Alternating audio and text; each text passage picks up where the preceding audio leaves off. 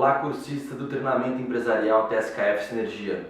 Meu nome é William Costa e antes de mais nada eu quero pedir para você que quando for assistir esse vídeo, dê exclusividade a esse conteúdo. Apenas assista ao vídeo, não faça nenhuma outra atividade enquanto estiver assistindo. Isso vai ajudar muito você a compreender melhor o conteúdo que vai ser passado. Então, aproveite!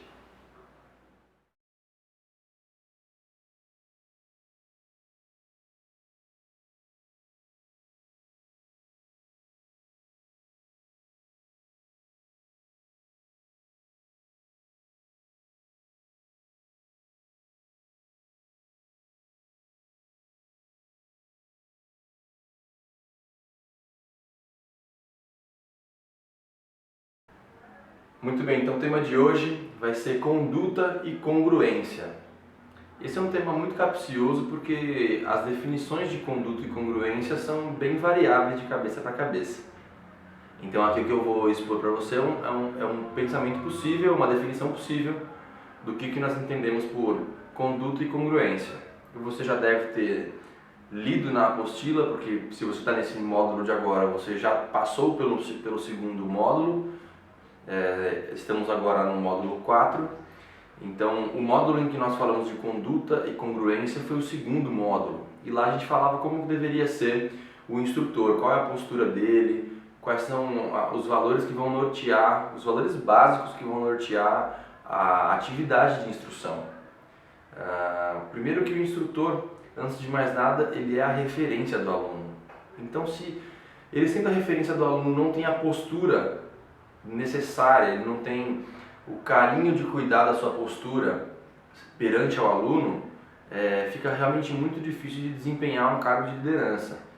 Uma vez que você é um instrutor, naturalmente é lhe dado a missão de ser um líder. Você fala, mas eu não tenho ainda essa habilidade. A habilidade, como a gente já discutiu em alguns outros vídeos, a habilidade vem do ato de se habilitar. Para se habilitar, você tem que aprender e fazer. Então, quando a gente se torna instrutora, geralmente a gente já passou pelo curso de instrução, geralmente o nosso instrutor já passou algumas informações para a gente conseguir desempenhar esse papel. Então a gente não chega cru de tudo, a gente chega geralmente com alguma bagagem já, algo que nos ajude a pelo menos entender qual é a linha de raciocínio que é seguida para desempenhar um bom trabalho. É importante ainda pensar que não é também do nada que a gente pensou em ser instrutor. Geralmente, se a gente pensou em ser instrutor, isso partiu de uma postura boa de alguma outra pessoa, no caso, os nossos professores. Por mais problemas que muitos dos instrutores que hoje estão na academia tenham passado pelo seu instrutor não ter sido a melhor referência empresarial possível, alguma coisa de boa teve, e ainda assim o seu instrutor, uma vez que agora você é instrutor, você nota que o seu instrutor não era o único instrutor da rede. Ele era por um acaso, a pessoa que te tocou, a pessoa que te inspirou a ser instrutor, mas ele não era o único. Então já não serve mais a desculpa de que ele fazia assim, então também faço. Não. As suas referências aumentaram. Quando você chegou para esse time de instrução, as suas referências aumentaram. Então, você de fato só vai ficar no nível que você está se você quiser. Referências existem em todos os lugares que a gente habita. E no caso do instrutor, ele tem as aulas de domingo, que são aulas que proporcionam muito o espelhamento, né? Nós temos referências como o Antônio Carlos, que é o sócio-instrutor de Casa Verde. Nós temos o Cifúlio Sabiano, que é uma das maiores referências de lealdade e de como ser um bom instrutor. Ele de fato segue à risca tudo que o mestre Gabriel determinou como sendo padrão da escola, até padrão de conduta. Então, de fato, o espelhamento nessas pessoas é um espelhamento viável, é um espelhamento bom de se fazer. O Danilo Cossenzo em Belo Horizonte é um ótimo espelho, por um acaso uma pessoa que geralmente, quando você passa a conversar com ela, você percebe o nível de conhecimento que ela tem e principalmente o nível de comunicação que ele tem para conseguir transmitir o que ele sabe. Isso é algo já a se espelhar. Às vezes você teve um instrutor que era um pouco mais um pouco mais quieto na dele, sem muita interação com o público, e você tem aí o Danilo, que é o exato oposto. Uma pessoa que a interação dele com o público é muito forte, é muito generosa. Então, nós temos vários heróis, né? Eu costumo dizer isso, nós temos vários heróis na escola e geralmente a gente não aproveita, não promove um espelhamento entre o que eu quero ser e o que a pessoa já tem para me proporcionar de comportamento possível, um comportamento bom para a gente crescer como empresário. Então, voltando naquele ponto, o instrutor ele é a referência do aluno. Se ele é a referência do aluno, como a gente já falou no domingo sobre fazer ou não aula com o aluno, eu vou voltar nesse ponto que alguns instrutores não puderam comparecer, então eu vou voltar nisso. O instrutor ele só vai conseguir duplicar o comportamento dele de uma maneira ecológica, de uma maneira boa, se ele tiver o comportamento adequado. Ele só vai conseguir duplicar um comportamento adequado se ele tiver um comportamento adequado. Espero que isso faça algum sentido. Se ele tem um comportamento adequado, naturalmente as pessoas que o seguem, que gostam do trabalho dele, que se identificam com o trabalho dele, vão se comportar como ele. Se eu gosto do trabalho do mestre Gabriel, fatalmente eu vou me espelhar nas atitudes dele. Me espelhando nas atitudes dele, muito provavelmente eu vou ter os mesmos resultados dele, ou algo muito próximo disso, a não ser que realmente eu distorça muito na minha cabeça o que é que ele faz, né? E no caso do instrutor ainda é um pouco além, é um pouco adiante, porque o instrutor ele não duplica só o comportamento, mas geralmente ele, até pelo conceito da palavra instrutor, ele instrui. Se ele instrui alguém, então ele forma opinião. Se ele forma opinião e a opinião dele mesmo não está formada, então ele faz um processo de autodestruição em massa. Um processo de autodestruição e de destruição em massa. Isso é importante pensar, porque uma vez que a gente está andando como um grupo, sinergeticamente, o grupo inteiro avançando em direção de algum objetivo, um instrutor caminhando para trás, muitas vezes pode ter mais força do que os 10, 20, 30 que estão andando para frente. Por alguma atitude errônea, ele pode realmente manchar como é que eu posso dizer? Manchar a figura do que é um instrutor de Kung Fu TSKF. Né? A gente costuma dizer, o mestre sempre bate muito nessa tecla, dizendo que o instrutor ele tem que ser a pessoa admirada. Para ele ser admirada, ele tem que ser admirável.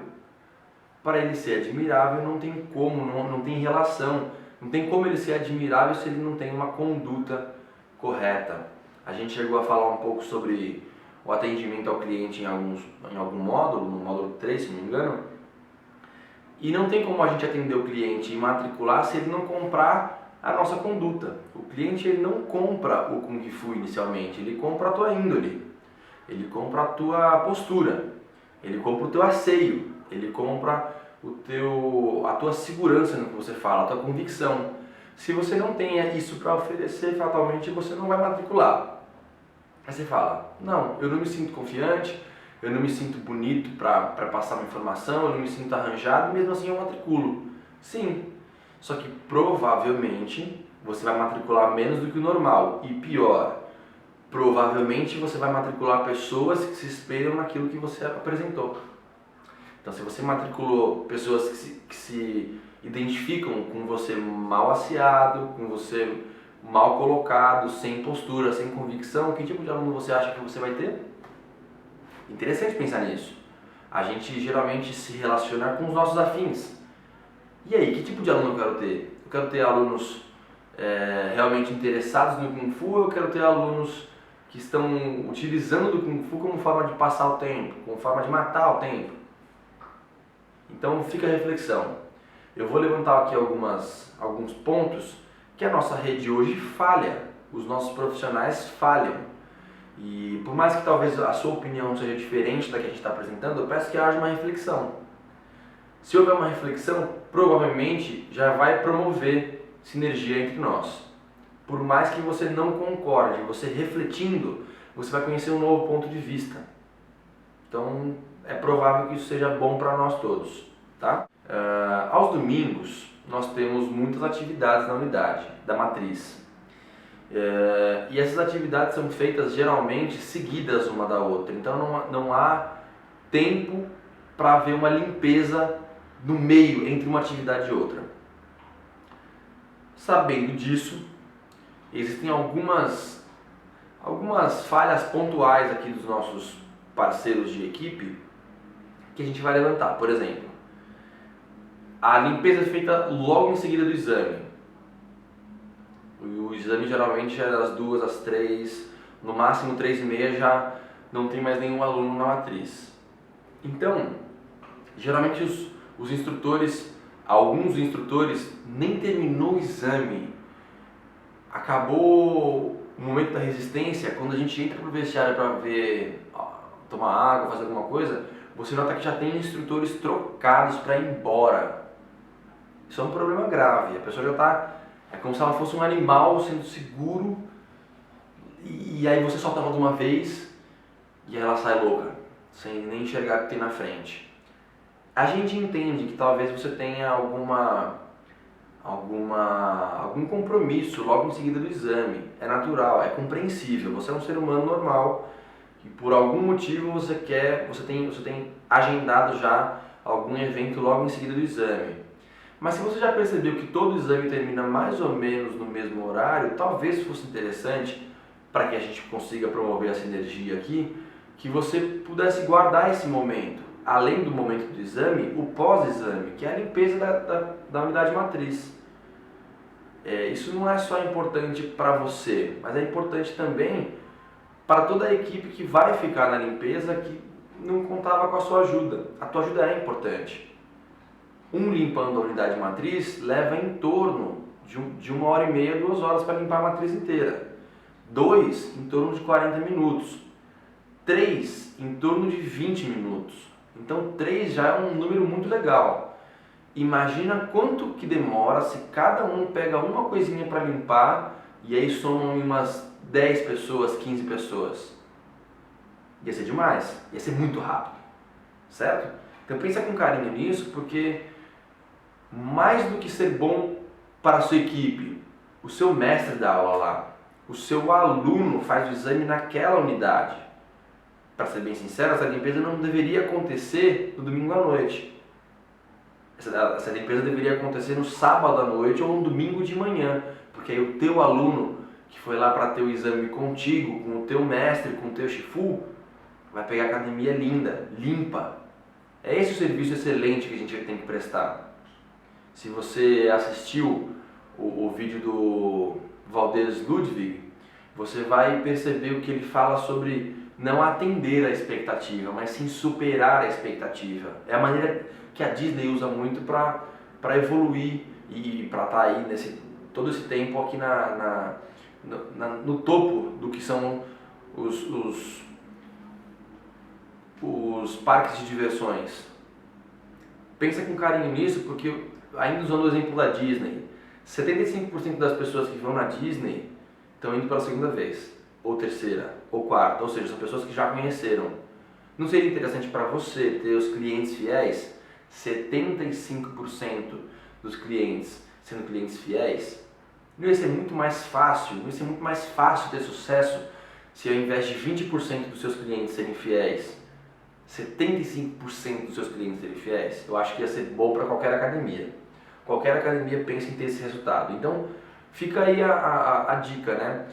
O que você faz, o que nós pressupomos que você faz na sua unidade de limpar a academia antes da aula, seria interessante fazer na matriz.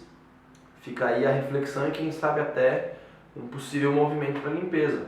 Isso ia facilitar para todo mundo. Uma outra coisa que a gente percebe, quando tem exame, o instrutor percebe que as aplicações já foram vistas, os materiais dos alunos já foram separados, você vai olhar, você e você vão conduzir os alunos para ficarem em ordem na hora do instrutor chamar. Todo mundo já fez tudo, então eu não tenho mais nada que fazer. Para isso eu vou te contar uma história. No exame, antigamente, não existia nada do que você vê hoje. Nada. Os instrutores não davam as armas. Não tinha uma separação de lado da sala para onde que ia, para onde que não ia na sala. Era sempre assim, levanta a branca, senta a branca no mesmo lugar. Levanta a amarela, senta a amarela no mesmo lugar. O que aconteceu? Uma pessoa muito inteligente chamada Danilo Cossenzo, aos poucos, foi se incomodando. Isso é bom, para o nosso negócio é bom se incomodar. Ele foi se incomodando com o fato da instrução ser demasiadamente lenta. Num exame com 40 pessoas, demorar mais de 1 hora para acontecer, para a gente hoje é uma realidade que não existe. Um exame com mais de 60 pessoas, a gente puxa em 40 minutos hoje. Mas por quê? Porque na hora de pegar as armas, o que geralmente os alunos demoravam cerca de 20 segundos, até 30 segundos para pegar as armas e se posicionar, hoje já tem uma pessoa com as armas na mão, pronto para entregar. Você economiza em torno de uns 20 segundos pelo menos. No caso da separação de como ir para a aula, de como entrar na formação para fazer as técnicas, a separação que o Danilo fez foi ótima, porque agora o aluno fez a técnica, ele vai para o outro lado, ele já é instruído de onde que ele tem que sentar. Se ele é instruído de onde que ele tem que sentar, já fica muito mais fácil. Quando ele levanta, ele já está pronto no lugar certo, é só ele caminhar para frente. Nós economizamos mais uns 20 segundos. De 20 em 20 segundos, você vai ver que a gente economizou aí uns 5, 10, 15, 20 minutos num exame que poderia ser muito mais demorado. É óbvio, hoje a gente ainda tem alguns limites. Por exemplo, tem tomo de bastão, não tem como fazer 2 ao mesmo tempo ainda. Então isso acaba fazendo com que nós não consigamos otimizar ainda mais o nosso exame. Mas pensa com carinho, se a gente conseguisse otimizar ainda mais, se antes parecia ser um absurdo fazer o que a gente faz hoje, o que parece ser absurdo a gente fazer hoje, mas otimizaria a gente fazer melhor o que a gente faz nos exames, no futuro não distante. O que hoje a gente não faz? Hoje a gente não faz, mas se a gente fizesse, ficaria melhor. Essa é a pergunta, essa é a reflexão. Foi isso que o Danilo se perguntou, ele observava, falava, pô, tá devagar isso, me incomoda, vamos fazer diferente? Vamos, todos aceitaram, pronto, começou a mexer os pauzinhos e hoje o modelo de exame é um modelo infinitamente mais eficaz. Bem, outro ponto importante ainda sobre exame. Uma coisa muito estranha passou a acontecer quando a gente começou a marcar os exames pelo SGA. Eu vou dividir com você qual é a estranheza. O teu aluno tem o poder de se inscrever sozinho no exame. Aí ele foi lá no SGA e clicou no domingo, dia 10. Mas ele também clicou no domingo, dia 17, porque ele não sabe se ele vai no dia 10 ou 17, ele vai ver ainda qual é o melhor para ele. Quando isso acontece, esse seu aluno está roubando a vaga de um outro aluno, de uma outra unidade, quem sabe, que só tem o dia 10 para fazer. E aí, no fim das contas, o seu aluno só vai fazer dia 17 o exame. Aquela vaga do dia 10 perdeu-se já. Passou do prazo de pagamento, enfim, não tem mais como se inscrever. Olha o problema que você causou. Esse aluno que não consegue fazer o exame no dia 10, talvez só consiga fazer o exame no outro mês ou no outro. E aí você gerou um desconforto para uma unidade sem sequer saber que gerou esse desconforto. Então você vê que a conduta do instrutor tem que ser realmente impecável. Você tem que checar realmente quando o seu aluno se inscreve para exame.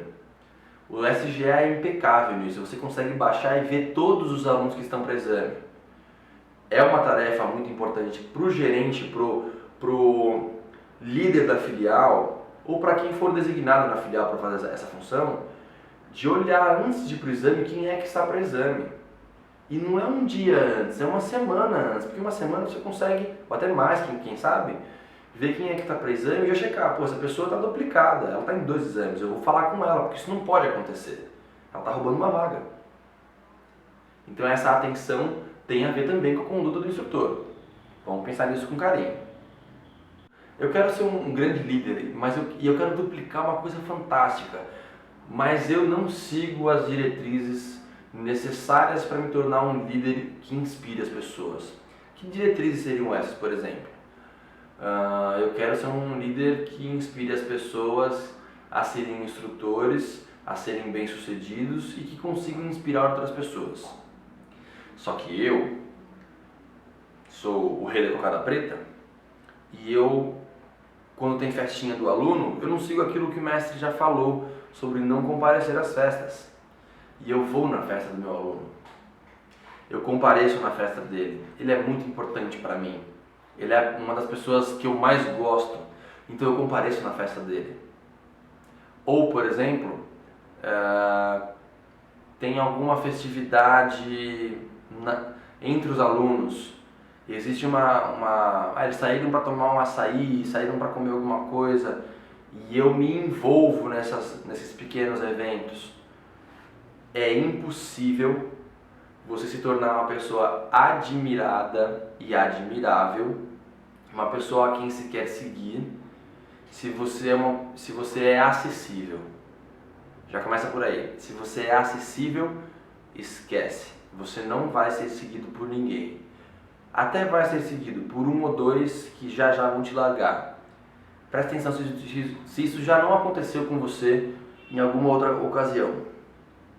Fala a verdade.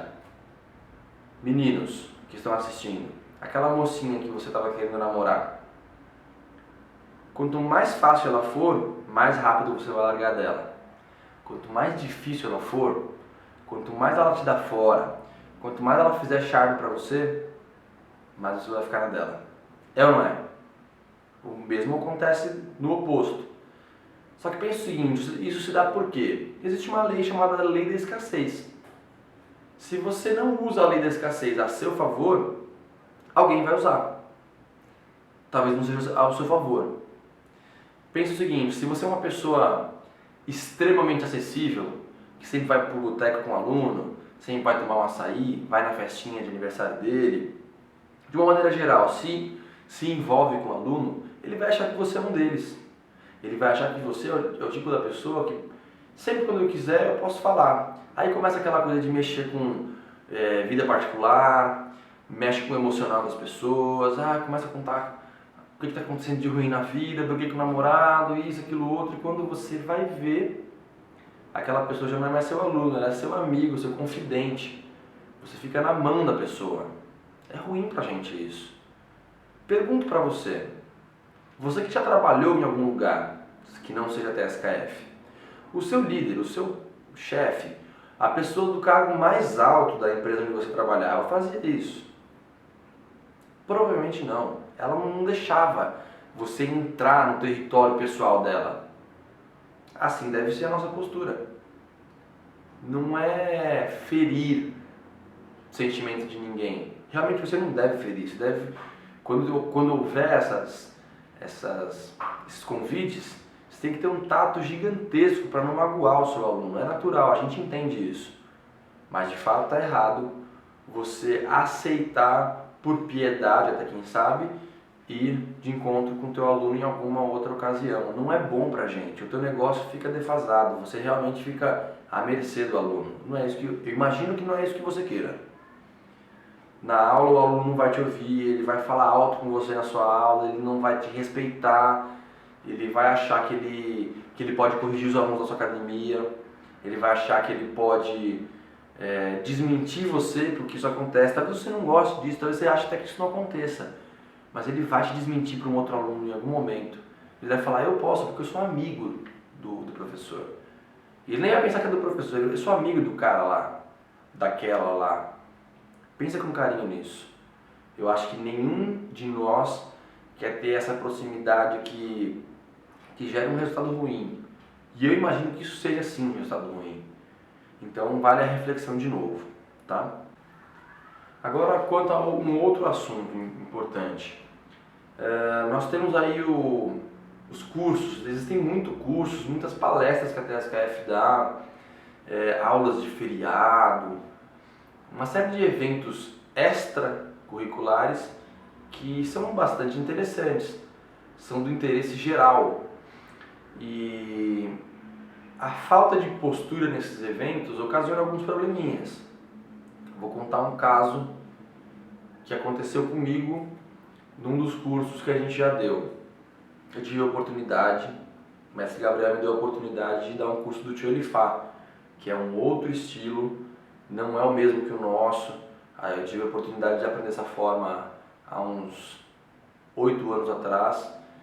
E quando o mestre me proporcionou essa oportunidade de dar aula, eu pensei o seguinte: bom, eu vou passar de uma maneira que seja fácil de entender, mas como tem instrutores das filiais que vão participar, então para mim é tranquilo, porque aí eu posso passar com alguma liberdade, de uma forma que a pessoa depois tenha um suporte na filial dela. Aí você fica pensando, bom, a pessoa vai ter suporte, então eu posso passar sem muito problema. E no dia do curso, um dos alunos virou e falou para mim: professor, o meu instrutor não está aqui, ele não vai fazer curso, nenhum dos meus instrutores vai fazer. Como que eu faço? E se eu tiver dúvida? O problema é que essa pessoa nem da cidade de São Paulo ela nem mora, nem trabalha na cidade de São Paulo. Ela veio para ter o curso e vai levar esse conhecimento lá para onde ela treina. Eu te pergunto, qual seria a postura ideal do instrutor dessa pessoa? Fica a reflexão. Eu acho que eu nem preciso falar qual é a resposta para isso. Então vale a pena pensar nisso antes. Todas as vezes que for lançado um curso, lançado um novo evento, você tem que pensar assim: se o meu aluno estará, eu estarei. E eu sei que muitos de vocês já pensam assim. E é por isso que muitos também não deixam seus alunos se inscreverem em alguns eventos. Sequer vocês promovem os eventos, porque sabem que se promover vai aluno, se vai aluno eu vou ter que ir também. É muito fácil falar de espírito de união, como todos falaram na discussão, quando na verdade é cômodo pensar que se tem um curso que eu não quero ir, se tem um evento que eu não quero ir, é só eu não mandar o meu aluno. Aí espírito de união ficou fácil, né? Porque eu não participo, eu posso ficar de fora e dar palpite. Então, ainda vou falar de espírito de união numa outra oportunidade, mas muitas das respostas que a gente induziu vocês a darem, porque a gente queria saber como vocês pensavam, foram respostas bem hipócritas, na verdade. E é muito agressivo isso que eu estou falando, mas é a realidade. Eu peço que você reflita. Como é que eu quero ter espírito de união, mas eu não promovo um evento da minha escola? Como é que eu quero ter espírito de união, sendo que o meu parceiro lá da outra unidade, que é próxima da minha, não tem luz na academia e eu sequer chamei os alunos dele para vir treinar na minha academia, só para aquela filial não ficar lesada? Lesada no sentido de não conseguir prestar o serviço para o aluno. Não, o aluno vai conseguir ter o mesmo serviço na minha unidade. Não tem problema nenhum.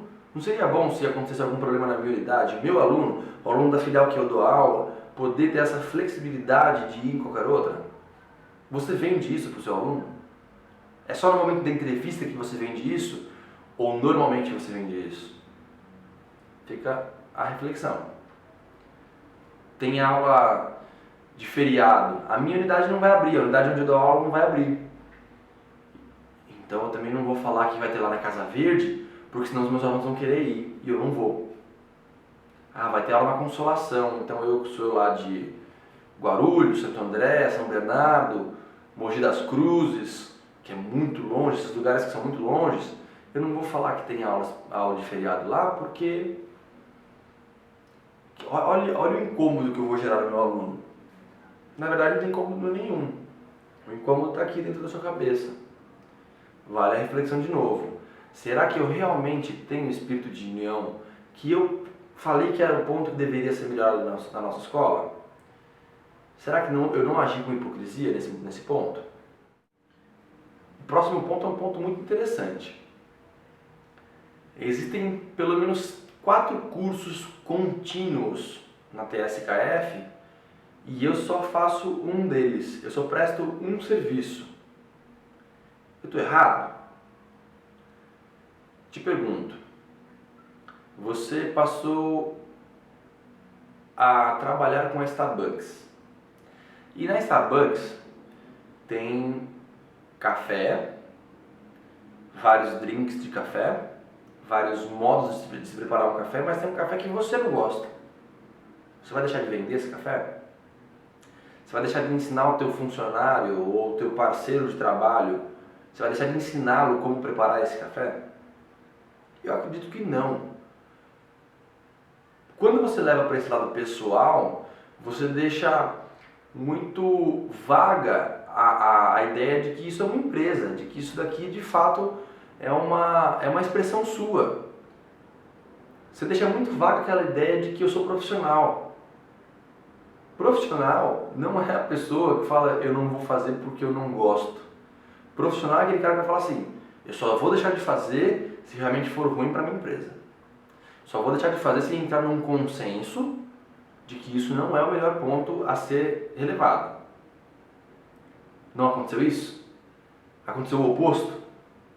Eu tenho Kung Fu na nossa empresa, mas eu também tenho Tai Chi, eu também tenho Dança do Leão, eu também tenho arbitragem de Lei Tai. Desculpa a franqueza, você não tem a obrigação de participar, mas você tem o dever de participar. Se você não sabe a distinção entre esses dois termos, eu peço que você leia no blog a definição que o Danilo colocou sobre direito. Direitos e deveres. Quando ele fala sobre o Judê, sobre justiça. Ele fala sobre o dever e a obrigação. É muito interessante entender essa distinção.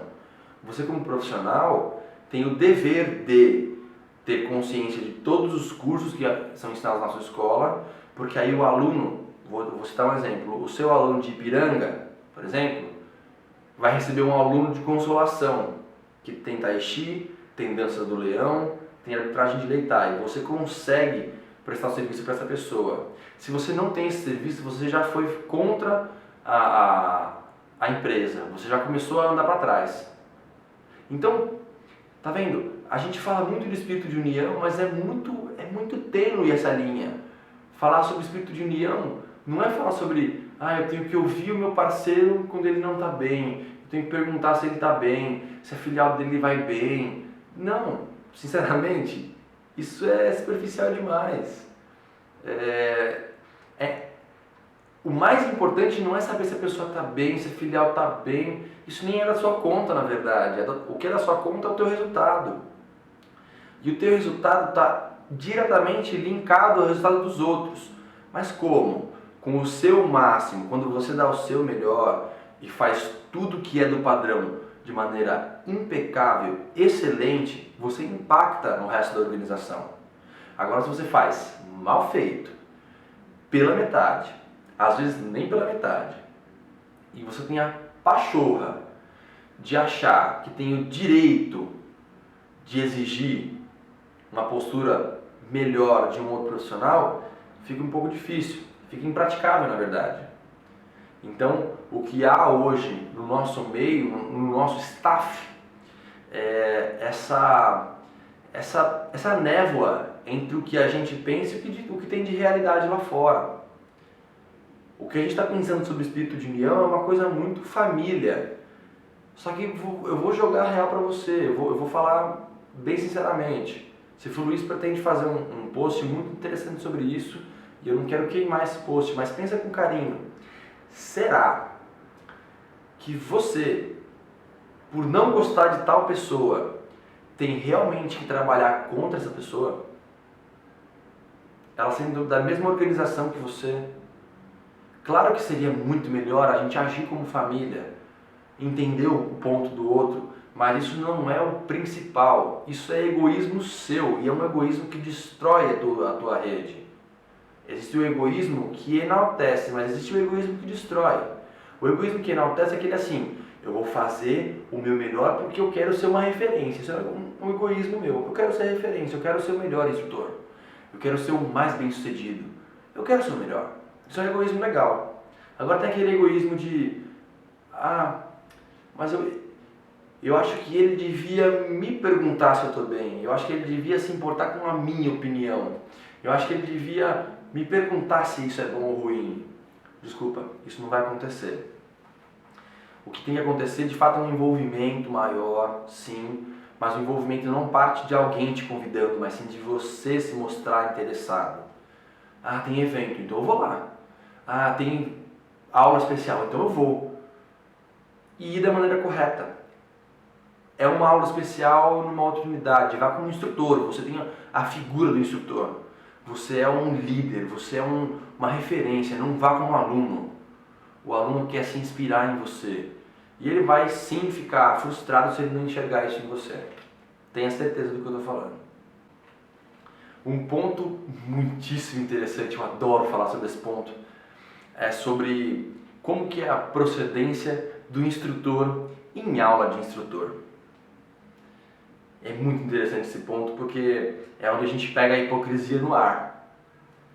Pensa com carinho no que eu vou te falar agora. Eu vou levantar 4 pontos, 4 situações, mas provavelmente você vai lembrar de vários outros pontos até mais importantes do que esse, mas eu quero só inspirar você a pensar nisso.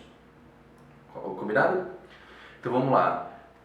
Imagina que você sai da sua casa no domingo de manhã para receber instruções, receber mais conteúdo técnico sobre o seu negócio, sobre a sua técnica de Kung Fu, que é o seu negócio. Você saiu de casa para isso, e aí chega na aula com o mestre, com o Shifu, ou com qualquer outro instrutor que esteja encarregado pela turma.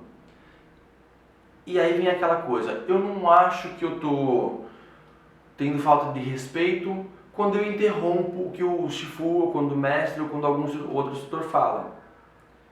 Eu não acho falta de respeito, por exemplo, corrigir um instrutor que se confundiu na hora de ensinar. Eu não acho falta de respeito.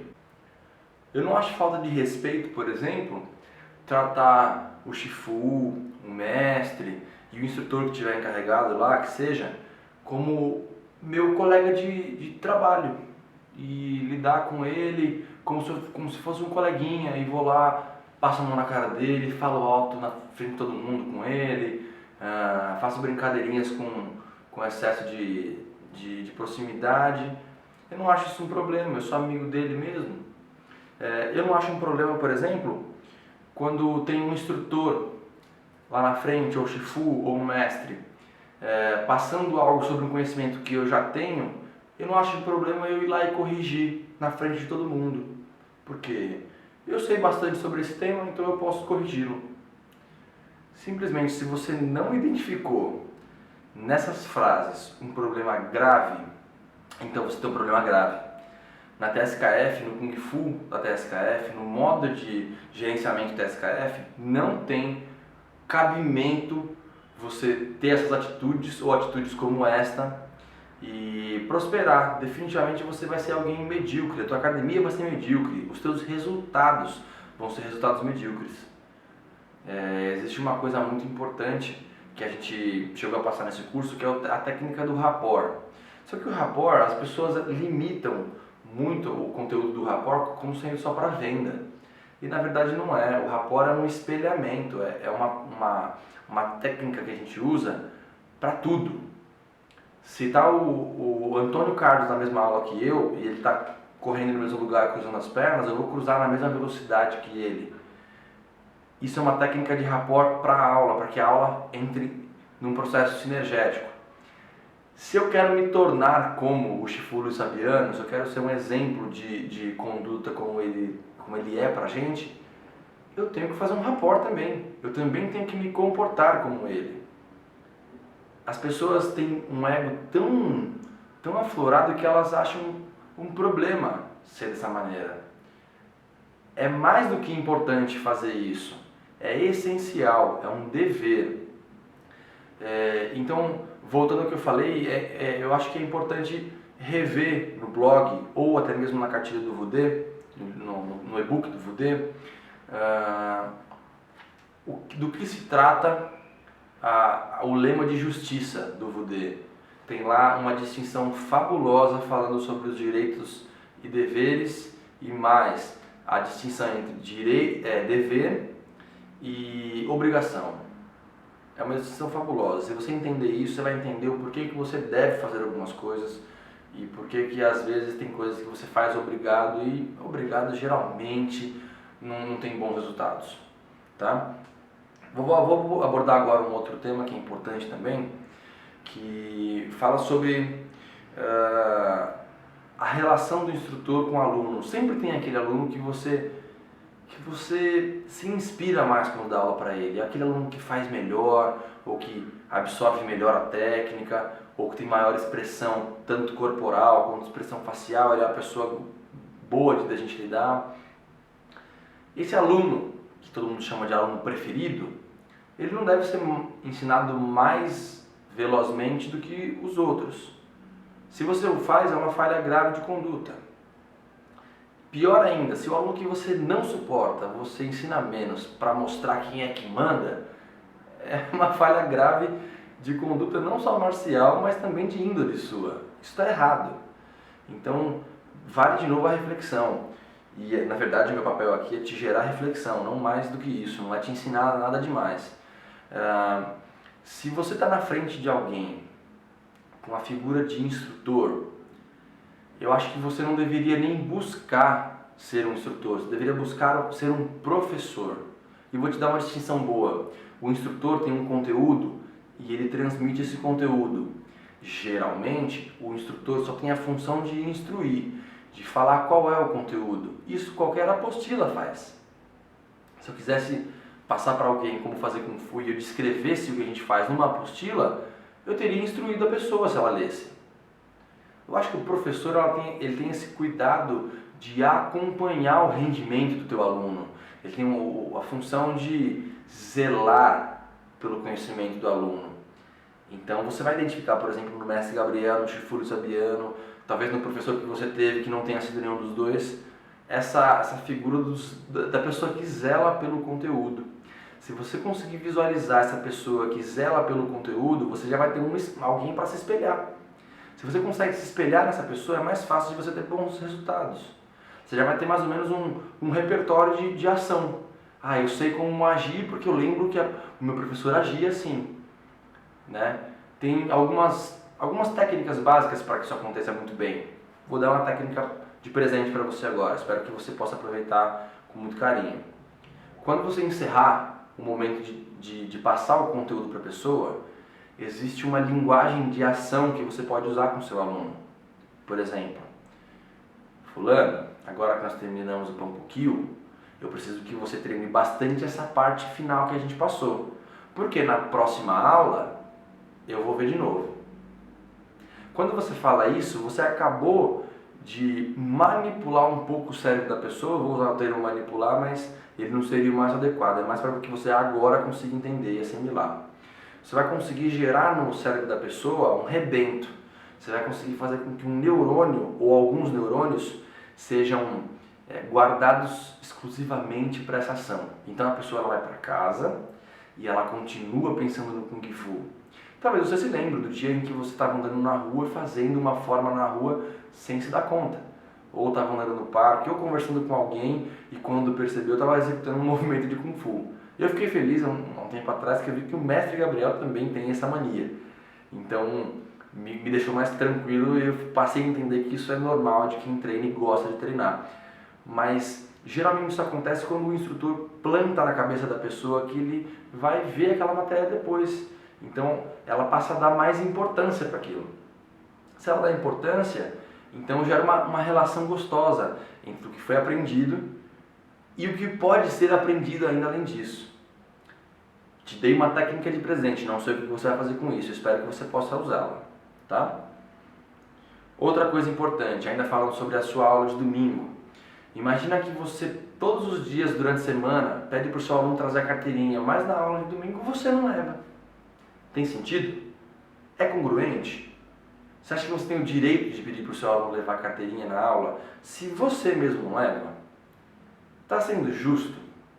Você acha que com esse comportamento você vai inspirar alguém a ser como você? Se você inspirar e a pessoa realmente for como você, vai ser bom? Essa é uma reflexão muito importante. E eu acho que, para encerrar, importante também é pensar se eu não estou me auto-sabotando para um ponto que eu não quero, para um lado que eu não quero. Será que aos domingos, quando eu vou para a aula, eu não estou pensando que está sendo muito chato, maçante, difícil de ir? Eu estou indo arrastado, sem vontade, não tenho mais aquele tesão de ir para a aula de domingo? Pergunto isso porque se isso acontece contigo, Existem maneiras de você reavivar esse carinho pela aula de domingo. Eu sei que não tem mais o mestre para nos dar aula aos domingos porque ele decidiu se afastar. É compreensível que você também se sinta um pouco desmotivado com isso. É compreensível, mas não é aceitável. Mas em todo caso, você entendendo que já não tem mais o mestre lá, acredito eu que uma maneira de você reavivar essa vontade de ir treinar aos domingos é estipulando metas pessoais. Eu fiz isso durante muito tempo, para mim funcionou. Existe uma meta que eu coloquei para mim que eu demorei 9 anos para concluir. Essa meta me ajudou muito. Ela me motivava muito. E quanto mais perto eu chegava da meta, mais feliz eu me tornava, mais empolgado eu ficava, mais conectado com o que eu estava fazendo eu ficava. Eu coloquei para mim a meta de aprender o taolo de leque, porque eu via a minha professora executando o taolo de leque quando ela era professora na época. Aquilo me inspirou e eu decidi, foi uma coisa que eu decidi, ninguém me impôs, eu decidi aprender aquele taolu e eu não ia descansar enquanto eu não aprendesse. E isso virou isso foi motivo para muita garra até chegar lá. Talvez para você não tenha muito peso essa história, mas para mim teve muito peso. Tanto peso que eu até me emocionei quando aprendi a forma. É possível que se você criar uma âncora emocional dessa, uma âncora que eu digo é algum elemento que te prenda nessa garra, algum objetivo que te prenda nessa ideia de ter que ir de domingo, ter que treinar durante a semana, ter alguma coisa para perseguir. Enquanto você tiver isso, eu acho mais fácil. Estou de novo te dando de presente uma técnica que eu usei. Comigo funcionou, pode ser que para você não funcione, mas talvez também, por você já ser um líder, você tenha essa função de se automotivar e encontrar meios de se motivar. Então espero que você faça bom uso do que eu acabei de dividir com você. Bom, esse foi um vídeo sobre conduta e congruência, que tem referência ao módulo 2 do treinamento empresarial TSKF Sinergia. Eu espero muito que você faça bom uso dele. Espero ainda mais poder em algum dia discutir contigo as tuas vitórias frente a isso que foi apresentado. Meu nome é William Costa. Espero você no próximo treinamento do TSKF Sinergia.